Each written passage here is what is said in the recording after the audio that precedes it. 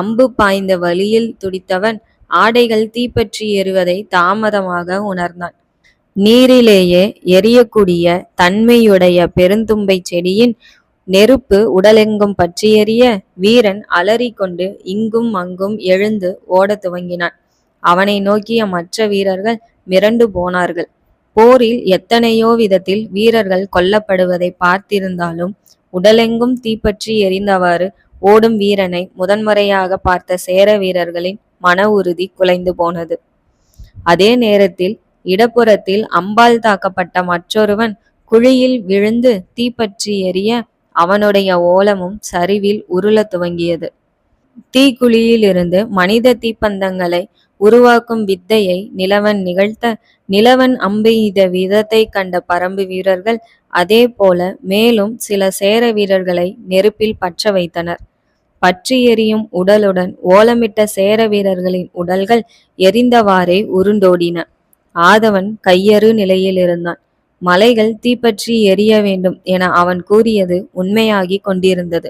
அதில் சேர வீரர்கள் எரிந்து கொண்டிருந்தனர். ஆதவன் மிகச் சிறந்த துணை தளபதி. எனினும் அவன் ஒரு சிக்கலை தீர்த்தால் பரம்பினர் மற்றொரு சிக்கலை உருவாக்கினர். இத்தனை தெளிவாக திட்டமிட்டது அந்த கிழவனோ? அவன் விரித்த வலையில்தான் சிக்கியிருக்கிறோமோ என்றெண்ண துவங்கினான் ஆதவன்.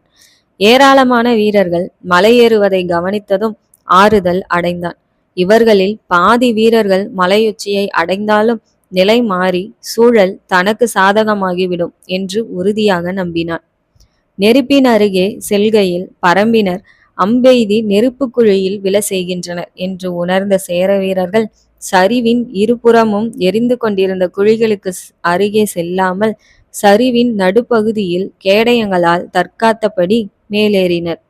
திடீரென்று பலத்த ஓசை கேட்க சேர வீரர்கள் மேலே பார்க்க மலை மீதிருந்து பாறை ஒன்று நடுவில் இருந்த வீரர்களை நோக்கி பேரோசையுடன் உருண்டு வந்தது.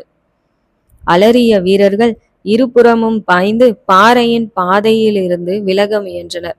சிலர் கிளைகளாலும் கேடயங்களாலும் மறைத்து கொள்ள முயன்றனர். சிலர் அருகிலிருந்த பாறையின் அடியில் மறைந்து கொண்டனர்.